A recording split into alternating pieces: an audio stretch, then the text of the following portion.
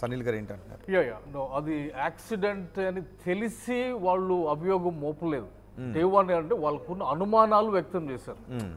ఆ అనుమానాలు వ్యక్తం చేయడానికి కారణం ఏంటంటే పబ్లిక్ దృష్టిలో ప్రవీణ్ పగడాల యొక్క profile, the way he managed his life, ఆయన చేసిన బోధలే కానివ్వండి, ఆయన లైఫ్ కానివ్వండి, ఆయన చూసిన వాళ్ళు ఎవరు ఇంత చీప్గా వెళ్ళి లిక్కర్ తీసుకొని చచ్చిపోతాడా, యాక్సిడెంట్ చేసుకుంటాడా, లైట్ లేకుండా ప్రయాణం చేస్తాడా అంటే అవన్నీ నమ్మలేని వాస్తవాలకు ఉన్నాయి కాబట్టి అంతమంది రోడ్ల మీదకి రావడానికి వీలైంది. ప్లస్ అదర్ థింగ్ ఏంటంటే he has probably become a prime target. Okay, మా సైడ్ నుంచి కౌంటర్ ఇస్తున్న వ్యక్తిగా ఉన్నాడు, క్రిస్టియన్ సమాజం మొత్తం నుండి బలంగా గొంతు ఇస్తున్న వ్యక్తిగా ఉన్నాడు కాబట్టి ఈయన లేపేసి ఉంటారు. అందరిలో ఉన్నటువంటి వాళ్ళ అనుమానాలకి వాళ్ళు అంటే మన మిస్టర్ కళ్యాణ్ అన్నట్టు వాళ్ళు పిచ్చాసుపత్రుల నుంచి వచ్చినట్టు కాకుండా వాళ్ళలో మా తరపున కౌంటర్ ఇస్తున్నాడు కాబట్టి ప్లస్ అటాక్స్ అవుతున్నాయి కాబట్టి కొన్ని కాల్స్ వస్తున్నాయి నాకు విలేజెస్ నుండి. విలేజెస్లో ఎంత మంచి వాతావరణం ఉండేది, ఇప్పుడు అటువంటి వాతావరణం ఏమైపోయింది అంటే communal harmony is missing. Okay, మన రాష్ట్రంలో, మన తెలుగు రాష్ట్రాల్లో ఏమంటే ఈ కమ్యూనల్ ఇదివరకు ఉన్న వాతావరణం పోయింది. చిన్న ఊళ్ళల్లో ముఖముఖాలు చూసుకొని అందరూ కలిసి పని చేసుకునేవాడు.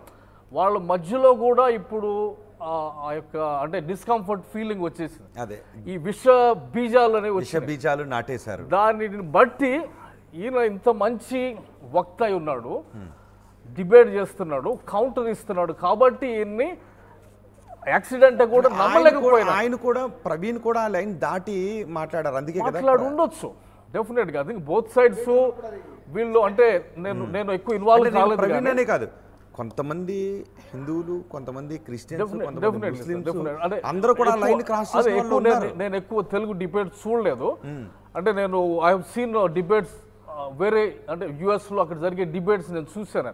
అంటే వాళ్ళు ఎంత ప్రొఫెషనల్ గా ఎంత డీసెంట్గా కొన్ని వేల మంది కూర్చొని కూడా డిబేట్స్ చేసుకొని దే డోంట్ బికమ్ ఎనిమీస్. అయితే మన దగ్గరకు వచ్చేలాకి లాంగ్వేజ్ మారిపోయింది. ఇతర దేశాల్లో కూడా ఇలా ఉంటారు కదా, they actually meet in person అంటే ఫిజికల్ గా కలుస్తారు వేల మంది యూనివర్సిటీ క్యాంపసెస్ లో కలిసి వాళ్ళకి అంటే వెరీ వెల్ ఆర్గనైజ్డ్ ఉంటుంది. కాలర్ ఉన్నారు ఒకరు, సునీల్ మచిలీపట్నం నుంచి. సునీల్ గారు మాట్లాడండి. హలో, సునీల్ గారు మాట్లాడండి. హలో, నేను సునీల్ అండి. సునీల్ పీసీఆర్ కొంచెం వాల్యూమ్ పెంచండి సార్. ఓకే, సునీల్ గారు మాట్లాడండి. హలో, ఎస్ వినబడుతుందండి సునీల్ గారు. సార్ నేను మచిలీపట్నం నుంచి. సార్, ఇప్పుడు మీరు ఇందులో లోపల మాట్లాడే డిస్కషన్ లో కూర్చోబెట్టారు అనిల్ గారి ఫ్రెండ్ అని. హలో, అవును, హలో, వినబడుతుందండి సునీల్ గారు, మీరు మాట్లాడి మీ క్వశ్చన్ అడిగేసేయండి, వినబడుతుంది.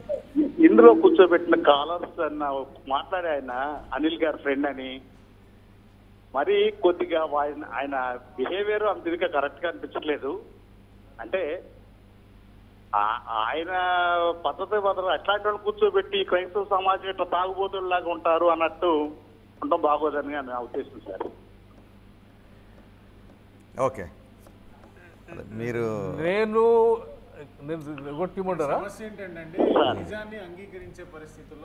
ఒకటి బ్రదర్, మీరు క్రిస్టియన్ కమ్యూనిటీ ఒక విషయం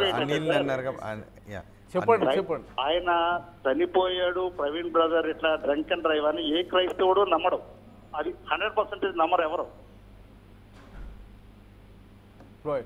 హలో సార్, ఇక్కడ ఒకటి నేను అనేది ఏమంటే మన కమ్యూనిటీ కూడా మనం నమ్మే దాని మీద బట్టి సత్యం అనేది ఉండదండి.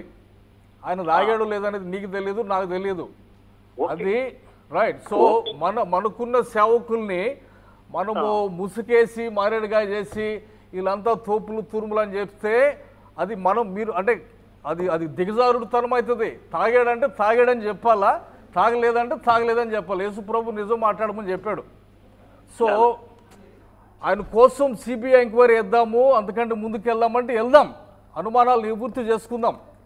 కానీ ఒక సైంటిఫిక్ బేసిస్తో ఒక ఎవిడెన్స్ మనకి ముందు వస్తున్నప్పుడు ఇక నేను నమ్మను అంటే అది సొసైటీ ఎట్లా అంగీకరిస్తుందని మనం ఆలోచించుకోవాలా. ట్రూత్ అనేది ఒకటి ఉంటుంది. ప్రపంచంలో ఏ మూల ఏ క్షణం ఏం జరుగుతుందో వేగంగా తెలుసుకోవడానికి తొలి వెలుగు వాట్సాప్ ఛానల్ని ఫాలో చేయండి.